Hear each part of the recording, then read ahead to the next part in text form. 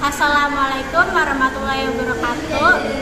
Wilujeng enjing sadayana. Nami abdi Atika Rahmawati di kelas 10 IPS bade ngabacakeun dongeng. Dongeng Sireum jeung Japati. Aya sireum rek nginum di sisi walungan. Keur ngarayap ka handap.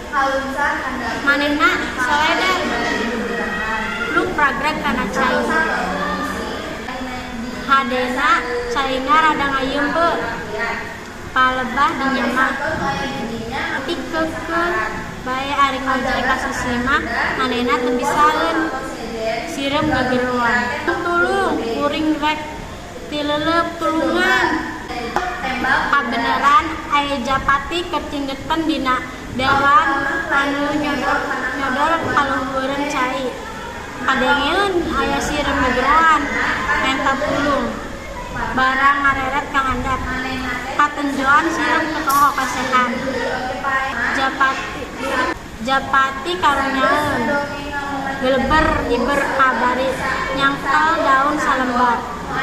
Song diasongkeun daun teh ka hareupeun sireum. Sireum tuluy muntang kana daun. Daun ku Japati dibawa ka darat. Sok digolerkeun kana taneuh.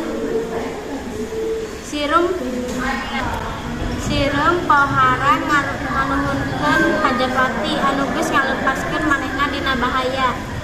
Dina hiji mangsa Japati teh cindeuten deui dina dahana kai anu nyodor ka walungan teh. Sireum anu buah baheula ditulungan ku manehna oge kabeneran aya di handapeun tangkal. Kajauhan aya paninggaran. Harita di kajauhan aya paninggaran nyamperkeun lempangna kateyeban. Teu talangke deui buru-buru sireum nyamperkeun Japati bari ngarereos ka manehna. Heh Japati buru-buru geurah-hibeur. Tuh aya paninggaran keur ngintip. Paninggaran geus ngawengkang bedilna. Teu lila Japati buru-buru galiberan. Isukna Japati papanggih deui jeung sireum. Cek Japati, nuhun pisan.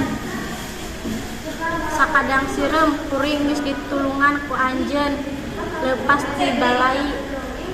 Jawab sireum, ari eta mah kapanan